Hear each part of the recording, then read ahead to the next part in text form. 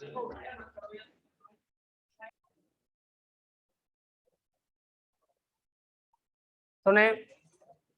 आपको कितना करा दिया है?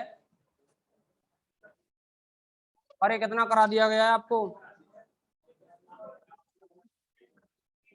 थ्योरम कौन सी चल रही थी? 1.19 एग्जाम्पल।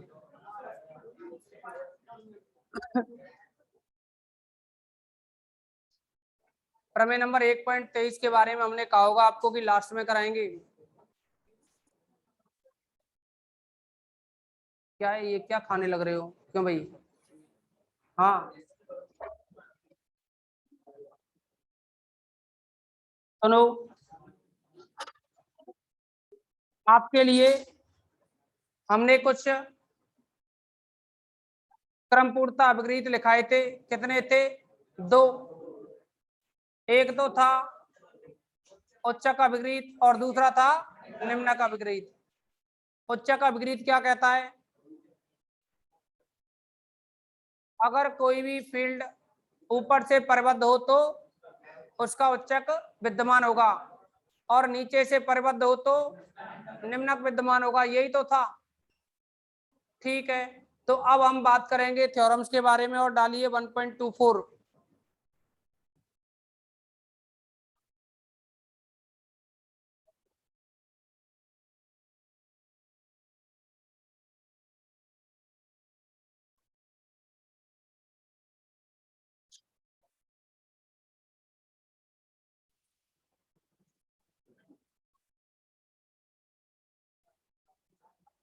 समझे? इसमें ये कहा है यहाँ, यदि x और y दो धनात्मक वास्तविक संख्याएं हो तो एक प्राकृत संख्या n।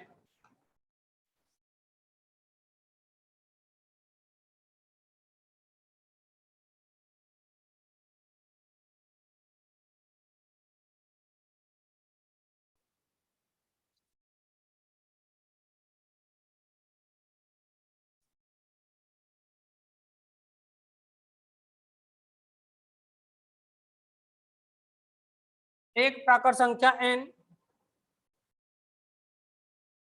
विद्यमान होती है कि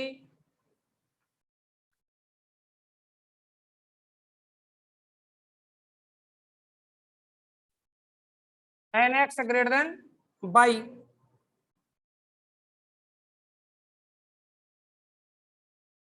ये आपको प्रूव करना है। मतलब x और y क्या है? कोई भी दो रियल नंबर हैं।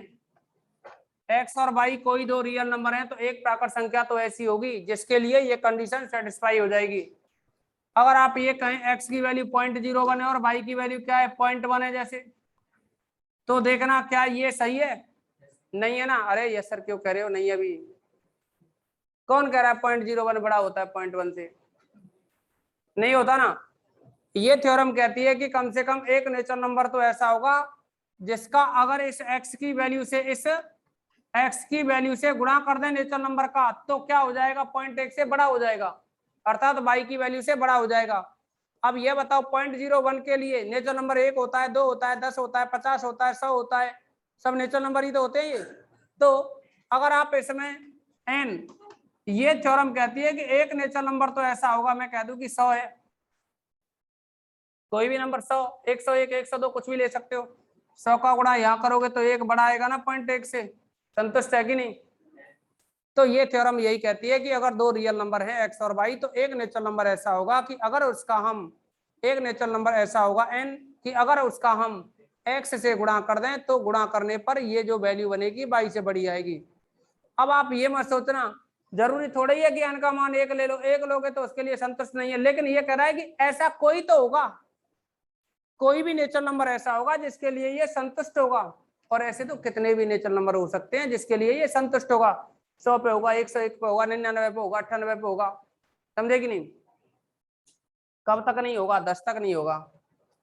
10 तक नहीं होगा। 10 का गुणा करते तो क्या आता है यहाँ? 0.1 ग्रेटर देन 0.1 नहीं होता ना, लेकिन 11 पे तो हो जाता, 12 पे हो जाता, 13 पे हो जाता। ठीक है ना? अब यह प्रूफ करना है इसके लिए।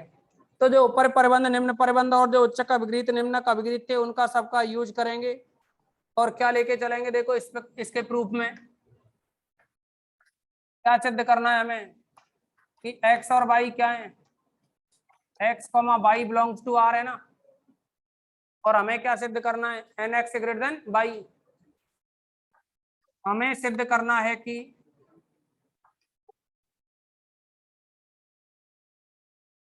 nx greater than y। क्या करेंगे, इसको विरोधाभास से सिद्ध करेंगे। क्या लिखेंगे कि संभव हो तो माना, संभव हो तो माना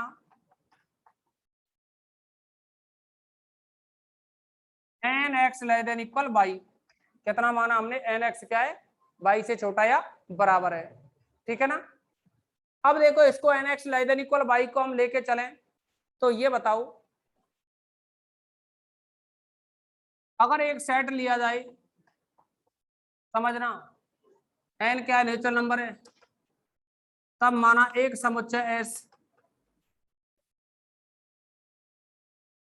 इक्वल टू, यहां n का मान 1 हो सकता है, तो क्या आएगा x, n का मान 2 रखोगे 2x, 3 रखोगे 3x, n रखोगे nx, और n के बाद में n+1 आएगा ना, 1+x। कितने भी नेचुरल नंबर होंगे, अरे n नेचुरल नंबर है तो n+1 भी तो नेचुरल ही होगा ना। तो देखो ये एक सेट है ना। अब ये बताओ आप, इस सेट S के सभी अवयव कैसे होंगे, इस 22 से तो कैसे हैं, छोटे ही हैं। कैसे हैं, छोटे। आपने यहाँ n रखा है, बस n की वैल्यू 1 2 3 करके रखते गए हो, जो भी ये सेट बना सबके सब अवयव कैसे हैं, 22 से छोटे हैं ना इसके अकॉर्डिंग। अगर 22 से छोटे हैं तो 22 क्या होगा, इसका ऊपर परिबंध नहीं होगा क्या, इसका, किसका, एस का, किसका होगा ये ऊपर परिबंध, एस का, क्योंकि एस के जितने भी अवयव हैं वो सबके सब किससे छोटे हैं, 22 से छोटे हैं। और अगर ये ऊपर परिबंध होगा तो ये बताओ, ये सबके सब अवयव है ना nx वाले, ये सबके सब अवयव किसके होंगे, रियल नंबर के होंगे कि नहीं, किसके होंगे, रियल नंबर के। तो क्या लिखा, तब माना एक समुच्चय S बराबर ये है जो कि सबसेट R है, जो कि ऊपर से परिबद्ध है, किससे, जिसका ऊपर परिबंध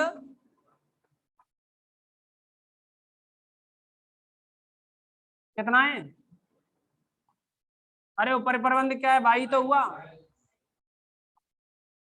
अब ये बताओ आप, ऐसा तो है नहीं कि ये जो एलिमेंट है ना इनका मान 22 से ज्यादा हो जाए, नहीं होगा, क्योंकि ये सबके सब ज्यादा से ज्यादा 22 के बराबर हो सकते हैं।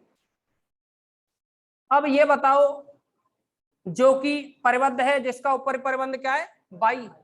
अगर ऊपर परिबंध 22 है तो आपको हम उच्चक अभिगृहित और निम्नक अभिगृहित बता चुके हैं कि यदि कोई समुच्चय ऊपर से परिबद्ध है तो उसका उच्चक विद्यमान होता है, और नीचे से परिबद्ध है तो निम्नक विद्यमान होता है। तो हम उस कंप्लीटनेस ऑर्डर एक्ज्यू में उनका यूज करेंगे, क्रम पूर्णता अभिग्रहित है ना, उनका क्या करेंगे, उपयोग। अतः क्रम पूर्णता अभिग्रहित से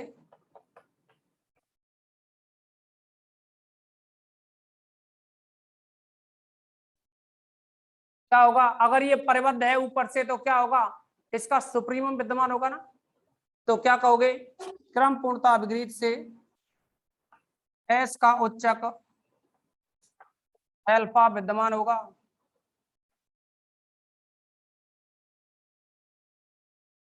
अर्थात क्या मान सकते हो, एस का उच्चक माना alpha equal to supremum of S. एक बात बताओ, जितने भी आप सुप्रीमम ढूंढते हो, मतलब किसी भी सेट का जो सुप्रीमम होता है वह होता क्या है, सुप्रीमम की परिभाषा क्या है, सभी ऊपरी परिबंधों में छोटा मान, वही तो सुप्रीमम होता है। जितने भी ऊपरी परिबंध होते हैं उनमें छोटा मान सुप्रीमम होता है। तो यहाँ सुप्रीमम अल्फा है। अब अल्फा सुप्रीमम है तो मैं दोबारा रिपीट करता हूं कि जो सुप्रीमम की डेफिनेशन क्या है, सभी ऊपरी परिबंधों में न्यूनतम मान। तो मेरा कहने का मतलब हुआ, ये अल्फा है ना, ऊपर परिबंध हुआ कि नहीं हुआ, ऊपर परिबंधों में से ही तो ढूंढते हैं छोटा मान, वो होता है उच्चक। तो अल्फा क्या होगा, यहाँ ऊपरी परिबंध तो होगा ही होगा।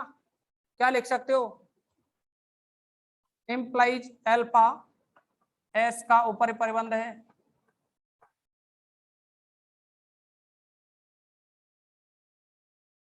कॉपी खोलो। ऊपरी परिबंध, निम्न परिबंध, उच्चक, निम्नक सभी को जल्दी से देखो। इसके बाद में उच्चक अभिगृहित और निम्नक अभिगृहित उसको भी देखो, ठीक है ना। 6 डेफिनेशन है, ऊपरी परिबंध, निम्न परिबंध, उच्चक, निम्नक और उच्चक अभिगृहित, निम्नक अभिगृहित। सोते से चले आए हो आज?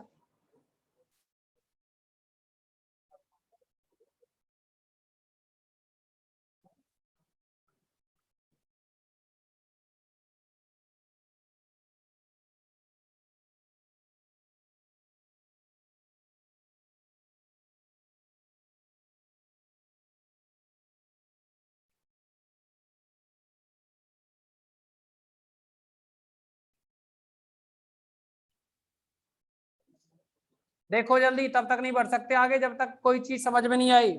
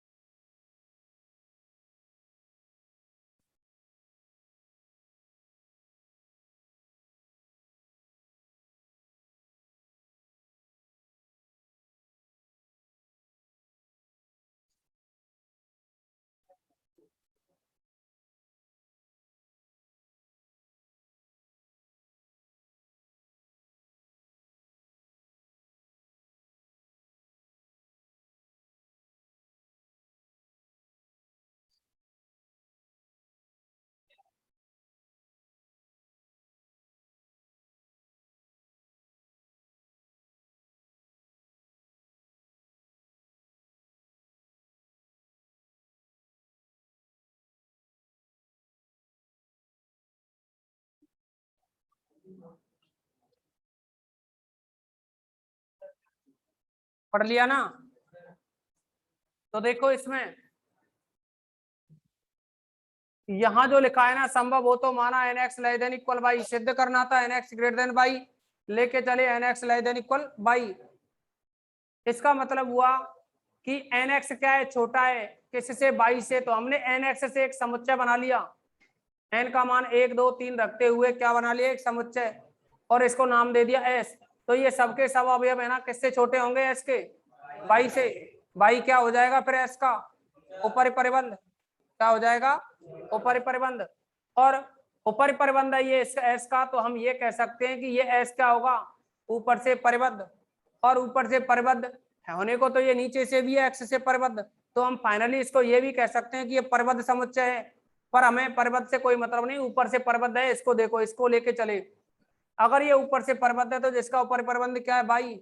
और अगर ऊपर परिबंध बाई है तो क्रमपूर्णता अभिगृहित क्या कहता है कि अगर कोई सेट ऊपर से परिबद्ध है तो उसका उच्चक उसी में होगा। ये अभी आपने पढ़ी होगी डेफिनेशन की, नहीं पढ़ी अभी? तो हमने वही लगाया कि एस का उच्चक अल्फा है, और अल्फा है तो यहाँ लिख दिया, अर्थात alpha equal to supremum of S. फिर हमने कहा जो भी उच्चक होते हैं वो सब क्या होते हैं, ऊपर परिबंध होते हैं। ऊपर परिबंधों में से ही तो लिए जाते हैं।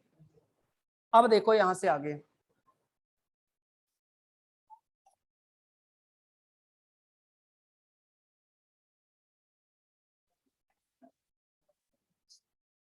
अब यह बताओ, समझें, अगर अल्फा क्या है, उच्चक है किसका, एस का। तो इस एस के जो अवयव अवयव थे ना, किस टाइप के, एनएक्स टाइप के, एनएक्स से ही तो बने हुए हैं। तो क्या लिखोगे तब, ये जो एनएक्स अवयव हैं, एनएक्स ये किससे कम होंगे, छोटे होंगे या बराबर होंगे किससे, उच्चक अल्फा से। किससे छोटे या बराबर होंगे, अल्फा से। अब ये बताओ यहाँ एन है क्या, नेचुरल नंबर। अगर नेचुरल नंबर एन है तो क्या एन प्लस वन नहीं होता नेचुरल नंबर? तो एन की जगह अगर एन प्लस वन रखें तो क्या हो जाएगा, लेस देन इक्वल अल्फा। और यहाँ क्या बनेगा, ये बना एन एक्स और प्लस का x less than equal alpha. यहाँ से एन एक्स इधर ही रहने दो, less than equal alpha minus x, कोई दिक्कत तो नहीं। अब यह बताओ n x less than equal alpha minus x क्या है, अल्फा से तो छोटा होगा, यानी एन एक्स क्या रहा, समझो, यहां से एन एक्स क्या रहा, अल्फा माइनस एक्स से छोटा रहा।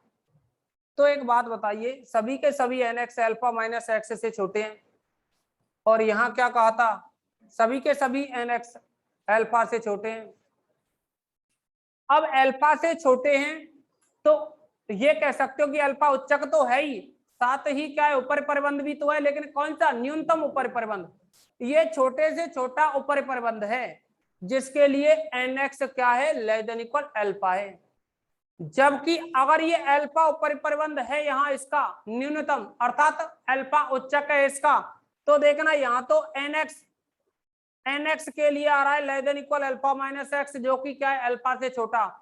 मतलब ये लाइन क्या व्यक्त कर रही है कि अल्फा से भी छोटा भी अल्फा माइनस एक्स है, जिसके लिए nx क्या है, छोटा है अल्फा माइनस एक्स से। एक लाइन में कहें तो ये कह सकते हैं कि ये व्यक्त कर रहा है किसको, कि अल्फा माइनस एक्स इसका nx के लिए उच्चक होगा। क्या व्यक्त कर रहा है ये, कि अल्फा माइनस एक्स, अल्फा से छोटा अभी एक और अवयव है, कौन सा, अल्फा माइनस एक्स, जो कि किसका उच्चक है, एनएक्स के लिए। एनएक्स क्या था, एस के अवयव थे ना, तो क्या कह सकते हो यहाँ कि एस का उच्चक कौन है, अल्फा से छोटा, अल्फा माइनस एक्स भी है अभी तो हम कहेंगे कि अल्फा माइनस एक्स एस का उच्चक है। अल्फा माइनस एक्स क्या है, एस का उच्चक। तो ये तो विरोधाभास हो गया किसका, कि आप कह रहे थे कि अल्फा उच्चक है, क्या है, अल्फा उच्चक है, और वहां निकल के आ रहा है कि अभी तो अल्फा माइनस एक्स भी इसका उच्चक है, तो ये क्या हो जाएगा, विरोधाभास हो जाएगा। तो फिर क्या सही होगा, जो दे रखा है वो सही होगा। तो क्या लिखेंगे, जो कि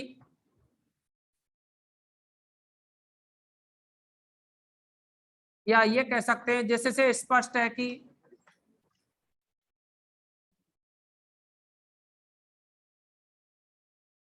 अल्फा माइनस एक्स एस का उच्चक है, जो कि अल्फा के एस का उच्चक होने का विरोधाभास है।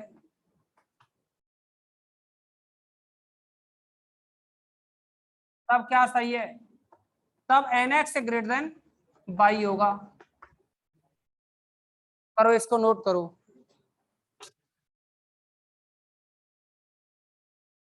अभी एक थ्योरम हुई है, अभी इससे रिलेटेड एक और थ्योरम रहेगी।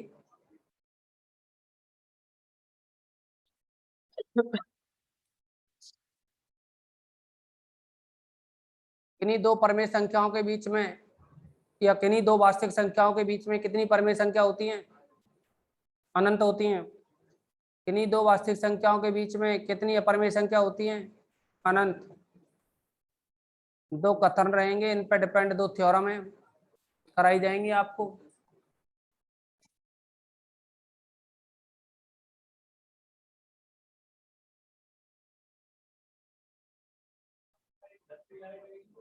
बिल्कुल, टाइम टेबल चेंज है, हाँ।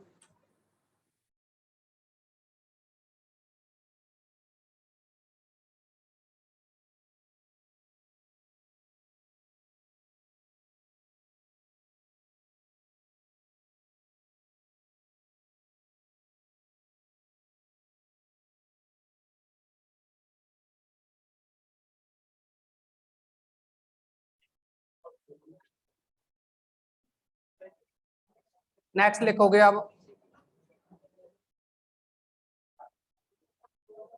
हेडिंग डालिए, आर्किमिडीय क्रमित क्षेत्र।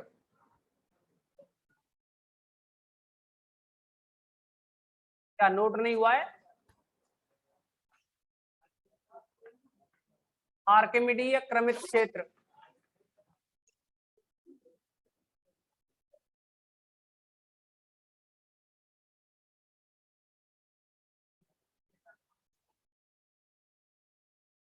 ये ऊपर जो डेफिनेशन है ना, ये उसी की आर्किमिडीय क्रमित क्षेत्र की, एनएक्स ग्रेटर देन बाई वाली।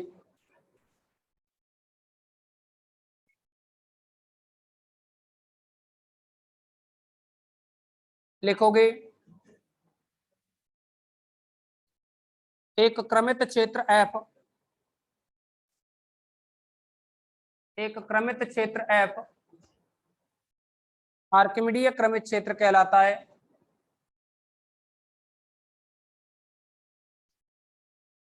यदि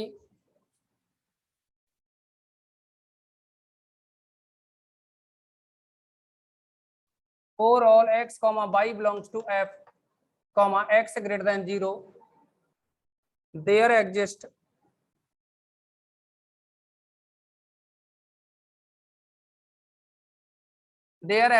n belongs to capital N such that n x greater than y। ये लिख दो। अरे बात तो वही हो गई ना, यहाँ जो n होता था ना, there exists, मैंने आपको बोला भी था, इसका मतलब होता है इस प्रकार विद्यमान है, इसका मतलब होता है देयर एग्जिस्ट का विद्यमान है। मैंने बोला था कि आपकी बुक में स्टार्टिंग में सारे सिंबल दे रखे हैं, इनको रिवाइज कर लो 2-3 बार। मैं ये नहीं कह रहा कि रट लो, लेकिन 1-2 बार रिवाइज करोगे तो उससे बीच बीच में फिर हम काम में लेते रहेंगे तो क्लियर हो जाएंगे वो। क्या सच दैट,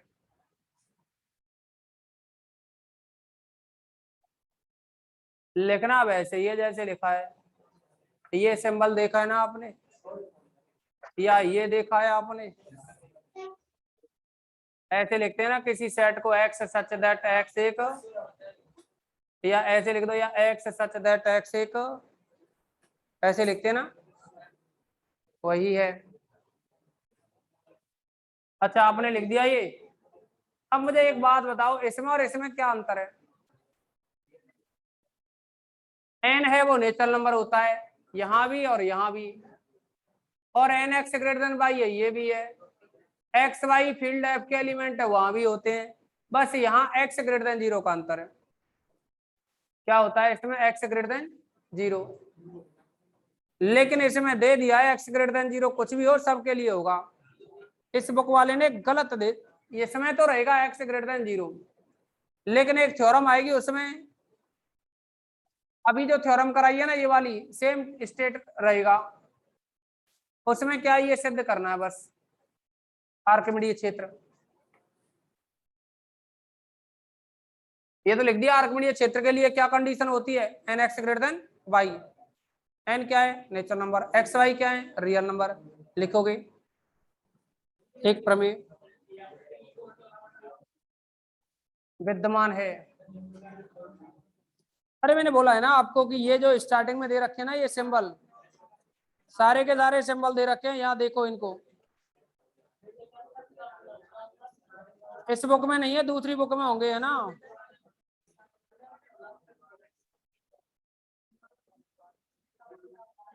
अरे वो दूसरी वाली बुक है ना, और बच्चों से उसको लेकर के अपने आप में उसको मोबाइल में रख लो या उनको लिख लो। इस टाइप की जो बुक है उसमें नहीं है सिंबल, लेकिन दूसरे टाइप की बुक है ना उसमें तो है, सारे सिंबल हैं आगे। अब लिखोगे एक प्रमेय 1.25,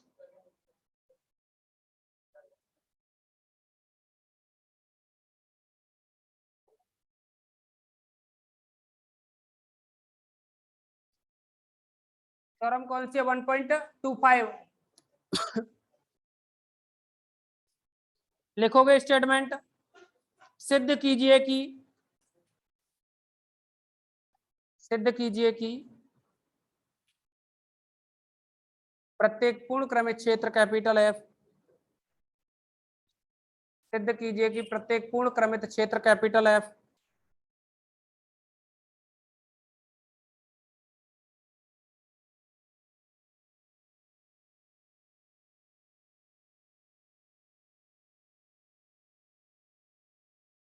पूर्ण क्रमित क्षेत्र एफ आर्किमिडीय क्षेत्र होता है, आर्किमिडीय क्षेत्र होता है।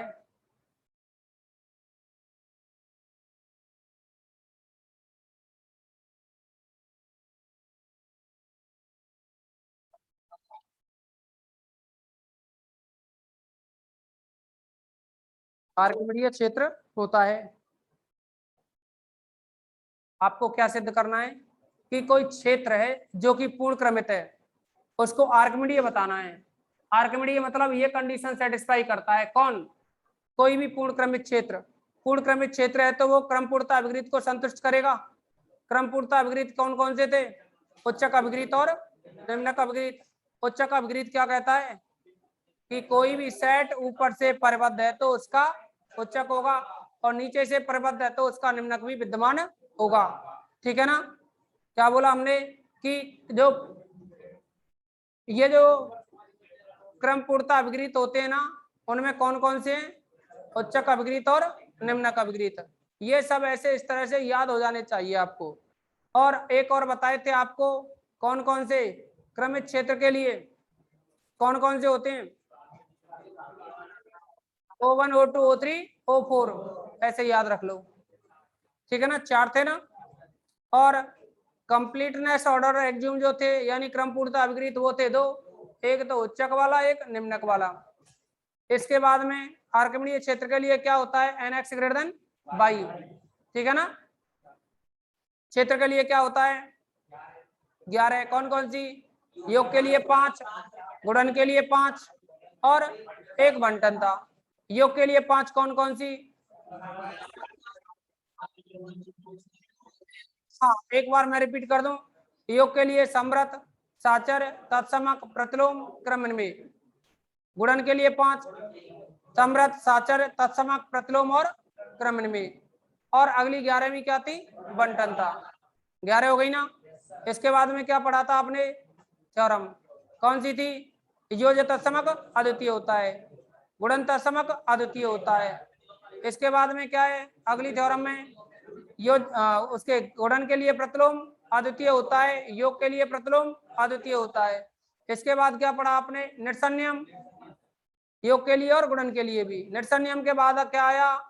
a plus x equal to b और a x equal to b के हल अद्वितीय होते हैं। इसके बाद क्या आया? उच्चक निम्नक इनकी डेफिनेशन बताई, ऊपर परिबंध निम्न परिबंध बताई, ये सब कुछ बताया ना। ठीक है, अब आ जाओ इधर। अब वो त्रिभागीय नियम वगैरह सब बता दिए हमने ना पहले। अब तक इतना सब कुछ पढ़ाया है और कुछ नया नहीं पढ़ाया है। मैंने आपको बोल दिया है कि कम से कम अब जब तक ये दूसरा चैप्टर कंप्लीट ना हो तब तक आप सुबह शाम पढ़ते रहो इनको। अब सुनिए, अब हम बात करेंगे इस थ्योरम की। अब इस थ्योरम का जो स्टेटमेंट है आपको लिखाया कि प्रत्येक पूर्ण क्रमिक क्षेत्र क्या होता है? आर्किमिडीय क्षेत्र होता है। कोई भी पूर्ण क्रमिक क्षेत्र है, अब पूर्ण क्रमिक क्षेत्र है तो उसमें उच्चक अभिगृहित और निम्नक अभिगृहित संतुष्ट होंगे और उसको आर्किमिडीय क्षेत्र बताना है। बोले तो nx ग्रेटर देन y बताना है। nx ग्रेटर देन y बताने के लिए हम क्या करेंगे? यहाँ जो y है ना, इस पे दो कंडीशन लेके चलेंगे। एक बार तो y greater than less than equal 0 और एक बार y greater than equal greater than 0। समझे कि नहीं? अब एक बात बताइए, अगर y 0 से छोटा होगा, y 0 से छोटा होगा तो ये नेगेटिव बनेगा, और x क्या है? 0 से बड़ा है। x 0 से बड़ा है मतलब x पॉजिटिव, और n क्या है? ये भी पॉजिटिव। तो एक बात बताओ, nx तो पॉजिटिव ही रहेगा और y नेगेटिव है, तो y नेगेटिव है तो ये कंडीशन सेटिस्फाई हो गई कि नहीं? नहीं समझे? देखो nx ग्रेटर देन y है ना, इसमें y कैसा है? हम कह रहे हैं कि एक बार तो y लेस देन इक्वल 0 लेके चलेंगे और एक बार y ग्रेटर देन 0। और जब आप y लेस देन इक्वल 0 लोगे ना तो ये y लेस देन इक्वल 0 का मतलब है नेगेटिव। और x कैसा है? x यहाँ ग्रेटर देन 0। और n कैसा है? n नेचुरल नंबर है, 0 से बड़ा ही होता है, तो nx क्या रहा? पॉजिटिव। तो ये बताओ पॉजिटिव वैल्यू नेगेटिव से क्या होती है? बड़ी होती है। तो ये रिजल्ट क्या हो गया? स्वतः सिद्ध हो गया। दूसरी कंडीशन लेंगे क्या कि y कैसा है? y 0 से बड़ा है, मतलब ये कंडीशन कुछ इस तरह की, y 0 से बड़ा है और nx क्या है? ग्रेटर देन इक्वल y लाना है आपको। फिर nx ग्रेटर देन क्या लाना है? y। इसके लिए क्या करोगे? संभव हो तो माना कि nx ग्रेटर देन y नहीं है, ऐसा है। ऐसा है तो फिर पूरा ऐसा रहेगा। समझ गए कि नहीं? लिखो तो फिर, मैं बोल रहा हूं उसे लिखो पहले, प्रूफ डालो और इसमें लिखो माना माना कैपिटल एफ एक पूर्ण क्रमिक क्षेत्र है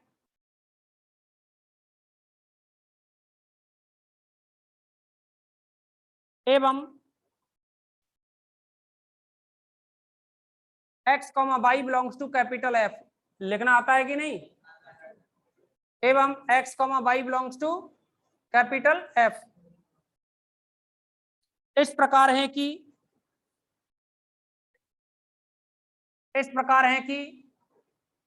एक्स ग्रेटर देन जीरो तथा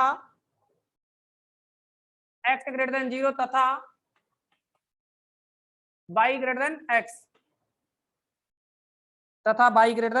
एक्स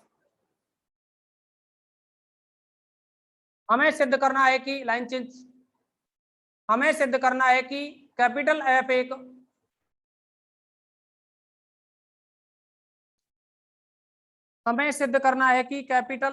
पूर्ण क्रमित क्षेत्र है।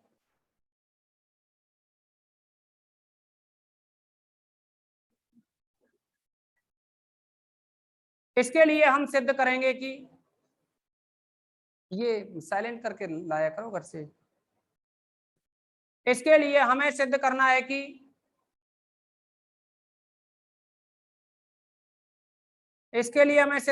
कि n x greater than y.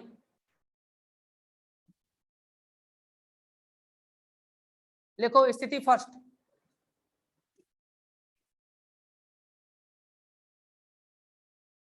यदि y लेस देन इक्वल 0, देखो स्थिति फर्स्ट डाल दी ना, केस फर्स्ट जो कहते हैं। देखो यदि y लेस देन इक्वल 0, कैसी कंडीशन, ये यदि y लेस देन इक्वल 0 तब रिजल्ट या परिणाम स्वतः सत्य है,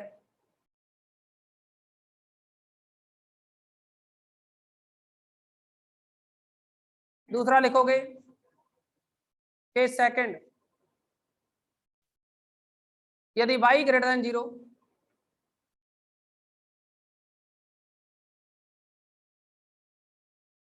तब हम सिद्ध करेंगे कि n x greater than y.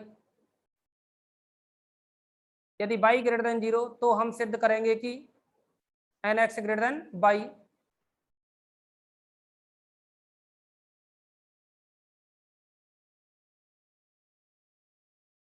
देखो संभव हो तो माना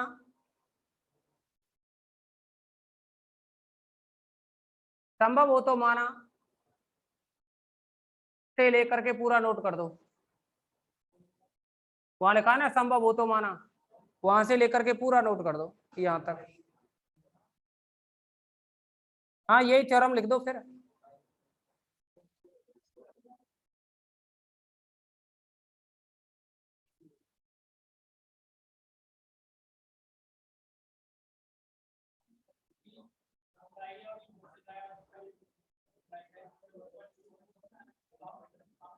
किसमें, इस थ्योरम में और पिछली वाली में अंतर क्या है, यहाँ आर्किमिडीज प्रूव करवाया है तो इसमें क्या है, बाई का मान ग्रेटर देन 0 या लेस देन इक्वल 0 होगा, और वहां क्या है, by greater than x greater than 0 है। हाँ देखो यही अंतर है और कुछ नहीं है।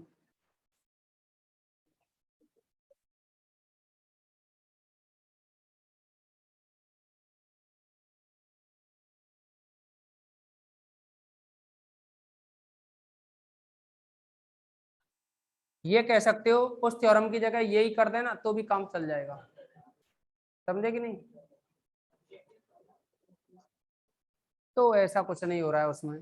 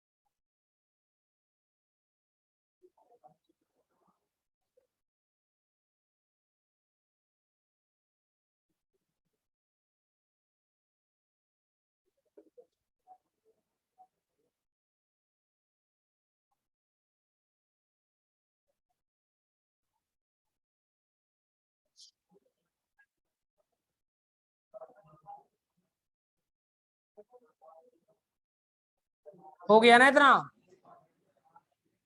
अरे हो गया इतना? अब सुनो, इसमें दो थ्योरम आएंगी। उनसे पहले एक थ्योरम का स्टेटमेंट याद रखना, लिखेंगे। प्रमेय नंबर 1.26 है ना, एग्जाम में नहीं पूछी जाती, पर इसका कथन याद रख लेना, आपके लिए नहीं पूछी गई है अब तक कभी भी। और फालतू की थ्योरमों को हम यहाँ इकट्ठा नहीं करवाएंगे, समझ रहे हो कि नहीं? बहुत हो जाएंगे लास्ट तक। अभी देखो कितनी हो गई होंगी अब तक, 5-7 क्यों, कितनी हो गई? 12 हो गई ना। लिखो, प्रमेय नंबर 1.26, केवल कथन याद रखना है। लिखोगे इसमें, किसी वास्तविक संख्या x के लिए,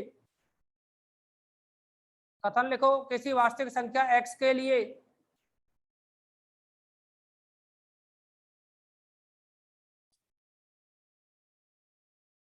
ब्रैकेट में लिखो अथवा, अथवा आर्किमिडीय क्षेत्र के किसी अवयव x के लिए, अथवा आर्किमिडीय क्षेत्र के किसी अवयव x के लिए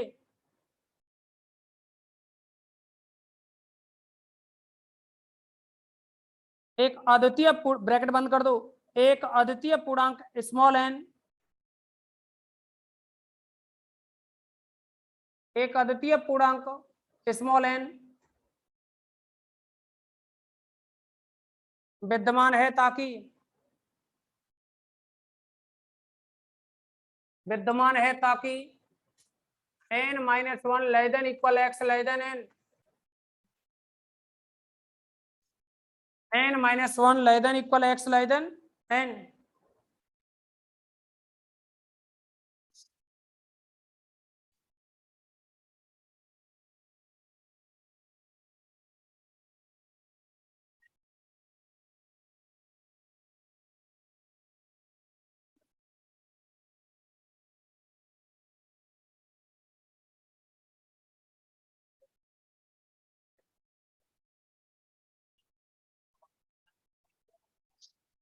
आगे लिखोगे,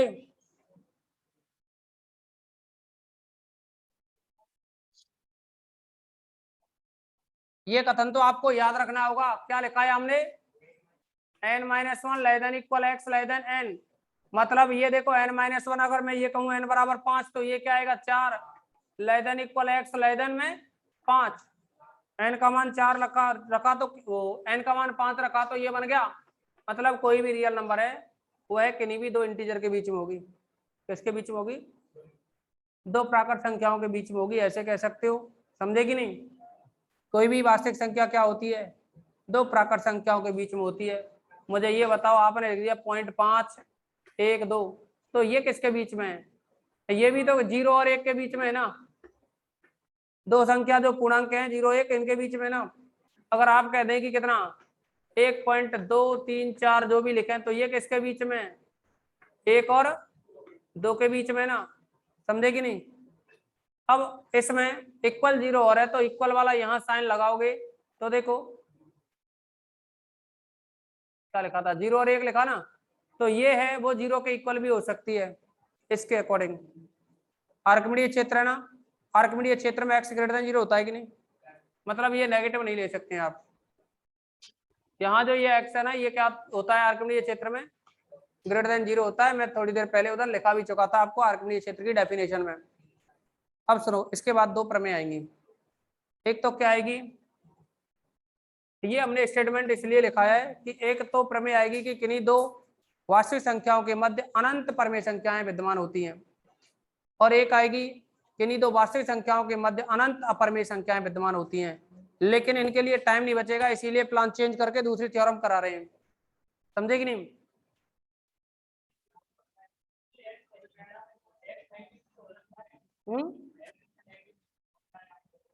नहीं होगा, जब बात हो रही है आर्किमिडीय क्षेत्र की तो एक्स नेगेटिव क्यों होगा? आर्किमिडीय क्षेत्र में एक्स पॉजिटिव होता है ना। हाँ, एक्स और वाई रियल नंबर, क्या कह रहे हो?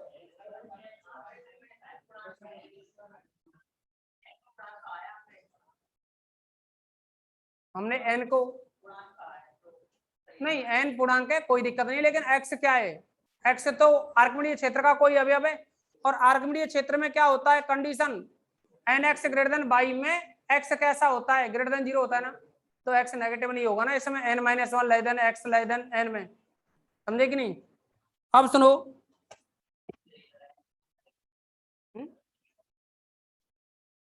हेडिंग डालो अब, वास्तविक संख्याओं के निरपेक्ष मान, वास्तविक संख्याओं के निरपेक्ष मान,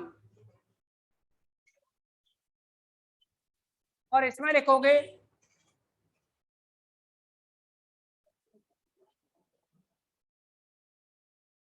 यदि x बिलोंग्स टू r, तब x के निरपेक्ष मान को, यदि x बिलोंग्स टू r, तब x के निरपेक्ष मान को, x के निरपेक्ष मान को मोड x से व्यक्त करते हैं, मोड x से व्यक्त करते हैं, अर्थात मोड x बराबर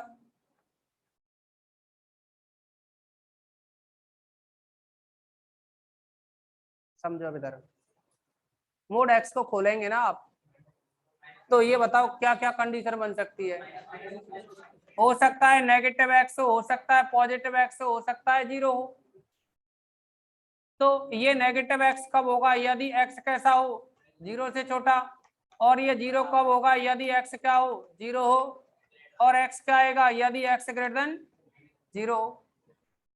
इसी को क्या लिख सकते हो, या मोड x क्या है माइनस एक्स और x है ना, इन दोनों में जो भी वैल्यू कैसी होगी मैक्सिमम, जो भी वैल्यू बड़ी से बड़ी होगी ना माइनस एक्स और x में, वह क्या है मोड x है।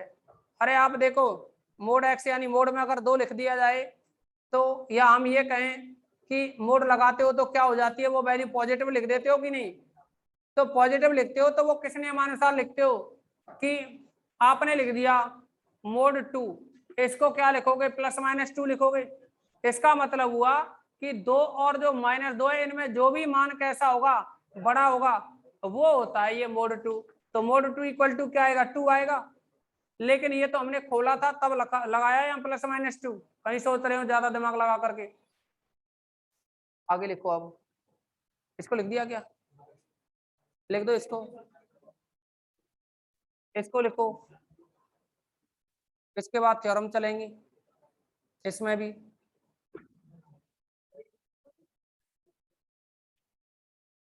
अरे उस वो अभी नहीं हुई है ना, टाइम लगेगा उसमें, टाइम लगेगा उसमें, जब तक तुम्हारे माइंड को है ना रियल के अकॉर्डिंग बना रहे हैं ना, अभी तो नहीं समझे क्या, अभी आपके माइंड को सेट कर रहे हैं रियल एनालिसिस के अकॉर्डिंग, और तुमको बार बार हम यही कह रहे हैं कि सुबह शाम 2 टाइम कम से कम इनको रिवाइज करते रहो जो भी कराया गया है, जब आपका माइंड सेट हो जाएगा रियल की तरह, तो फिर वो थ्योरम समझ में आ जाएगी, समझे कि नहीं। और जितने भी ये कॉन्सेप्ट हैं, मैंने आपको बार बार नहीं कहूंगा, मैंने कहा है कि आप जितना भी आपको यहाँ कराया जा रहा है या करा दिया गया है, उसको आप घर जाके पढ़ो, पढ़ने के बाद में जो भी समस्या लगे उसको यहाँ पूछ लिया करो, अभी ये क्लास चल रही है तो तुम पूछ भी सकते हो, समझ रहे हो कि नहीं। अब इसके बाद में जैसे मान लो ये पेपर कंप्लीट हो गया, फिर क्या करोगे आप, फिर तुम भी नहीं पूछ पाओगे और मैं भी नहीं बता पाऊंगा, कारण वहां चलेंगी वो सरल सरल सी एक्सरसाइज, और वहां जब सरल एक्सरसाइज चलेंगी तो बिल्कुल बीच में तुम्हारा मन नहीं करेगा पूछने का, क्योंकि उनमें ध्यान चला जाएगा ना कि ये तो इजी है, चलो चलने दो इन्हीं को कर लेते हैं, उसको तो बाद में देख लेंगे, बाद में देख लेंगे, और बात करते करते एग्जाम आ जाते हैं, वो बाद में दिख ही नहीं पाता कभी भी। और हमारे भी दिमाग में क्या रहता है, हमारे दिमाग में चलती है उनकी एक्सरसाइज, आज ये फ्री कर देंगे कल वो फ्री कर देंगे, ऐसे चलती है उसकी भी, समझ रहे हो कि नहीं। फिक्स है एक दिन में एक एक्सरसाइज तो कम से कम हो ही जाती है, 2 हो जाए तो वो एक अलग बात है।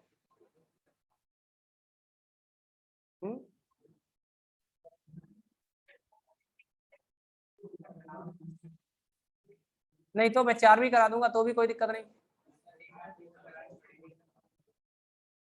5 करा देंगे, तुम्हें ऐसी लग रही है तो।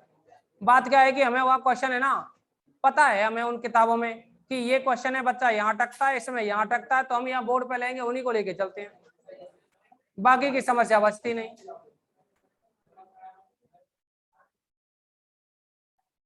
अब नहीं करा रहे, टाइम हो गया ना।